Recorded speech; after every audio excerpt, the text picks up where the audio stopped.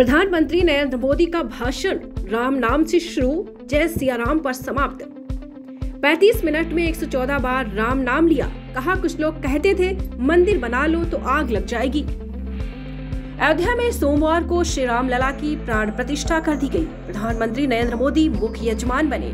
दोपहर 12 बजे हल्की पीली धोती कुर्ता पहने मंदिर आए। हाथ में थाल थी जिसमें श्री राम के लिए चांदी का छत्र था। 12:05 पर गर्भगृह में श्री राम लला की प्राण प्रतिष्ठा शुरू हुई, जो करीब घंटे भर चली। इसमें प्रधानमंत्री शामिल हुए।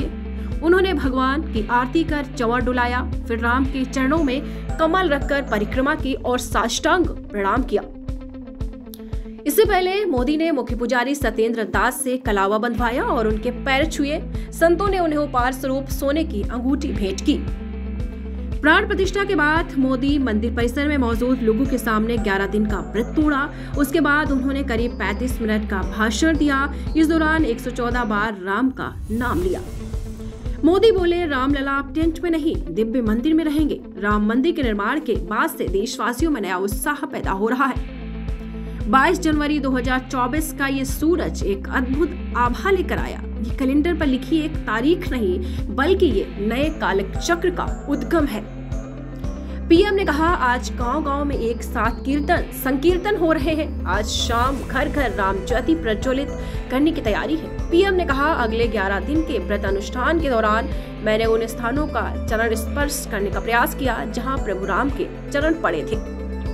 पीएम ने कहा, मैं प्रभु राम से क्षमा याचना करता हूँ। हमारे त्याग, तपस्या, पूजा में कोई कमी रह गई होगी।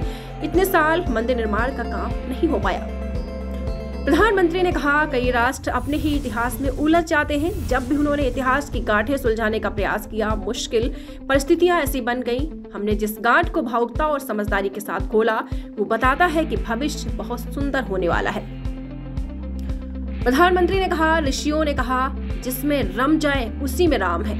हर युग में लोगों ने राम को जिया है। हर युग में लोगों ने अपने अपने शब्दों, अपनी अपनी तरह राम को प्रकट किया है। प्रधानमंत्री ने कहा, युवा शक्ति चांद पर तिरंगा फहरा रही है तो 15 लाख किलोमीटर दूर अंतरिक्ष में यान पहुंचा रही है। आने वाला समय अब सफलता का है, आने वाला समय सिद्धि का है। ये राम मंदिर भारत के उत्कर्ष उदय का साक्षी बनेगा। मंदिर सिखाता है, लक्ष्य प्रमाणित हो तो उसे हासिल किया जा सकता है। शताब्दियों की प्रतीक्षा के बाद हम यहाँ पहुंचे हैं।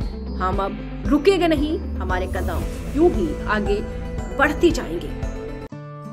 दीक्षांत एडुटेक लाया है दीक्षांत डिजिटल क्लास। दीक्षांत डिजिटल क्लास का उपयोग कर छात्र बना सकते हैं पढ़ाई को बेहद आसान और मजेदार। दीक्षांत डिजिटल क्लास को स्कूल में बैठकर देखना है तो पेन ड्राइव और स्मार्ट टीवी बनेगा सही माध्यम। चलिए अब ये भी जानते हैं कि दीक्षांत डिजिटल क्लास का फी स्ट्रक्चर क्या होगा।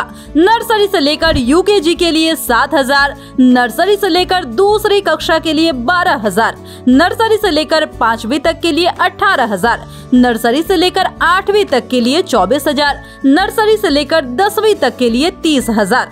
अगर आपको डेमो करना है तो उसके लिए आप दीक्षांत डिजिटल क्लास के YouTube चैनल को विजिट कर सकते हैं। हमारे YouTube चैनल को सब्सक्राइब और Facebook पेज को लाइक करना ना भूले। धन्यवाद।